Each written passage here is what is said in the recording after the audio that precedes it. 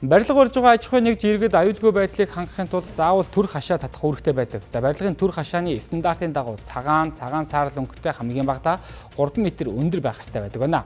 За гэтэл иргэд аж ахуйн нэгжүүд стандартад заасан хашааг татах нь байтугай хашаагүйгээр барилгын үйл ажиллагаа эрхэлж байгаа зөрчил олон гарч байна. Иймээс нийслэлээс барилгын түр хашааны стандартыг хангуулах, зөрчил арилгуулах ажлын хэсгийг гарган хяналт шалгалтын ажлыг эхлүүлээд байна. Барилга барьж байгаа бол түр хашаа татхаас гадна явган зорчигч явах хэсэгтээ 20 градусын налуу хамгаалтын хэсэгтээ байх, барилгын ерөнхий мэдээллийг агуулсан самбар байршуулах, автомашин болгон явган хүн нэвтрэх хаалгыг суурьдуулах, хашаа нь эвдрэл гэмтэлгүй байх шаардлагыг тавьдаг байна. Мөн барилга талбайн ажил нь явган хүний болон автозамын ойролцоо баригдаж байгаа тохиолдолд 2.1 м-ээс багагүй өндөртөө явган хүний замын сарвч барьсан байх шаардлагатай юм а.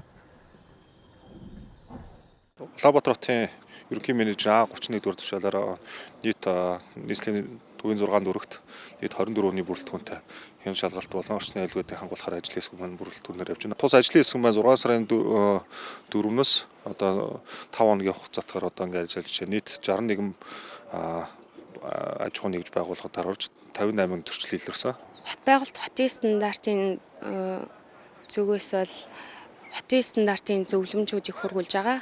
Барилгын түр хашаа ямар байх ёстой зөвлөмжийг хургуулж байгаа. Мөн дээрээс нь нийслэлийн хяналт шалгалтын азраас улсын байсагчийн шаард хуудасаа ажлын 5 хоногийн хугацаатай үүрэг даалгавар өгөөд явж байгаа.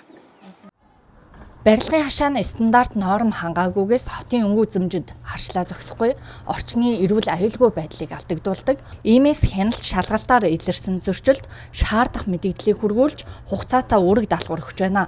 Хяналт шалгалтын ажил энэ сарын 13 хүртэл үргэлжилнэ. Үүний дараагаас илэрсэн зөрчлийг арилгасан эсхийг хянах юм а.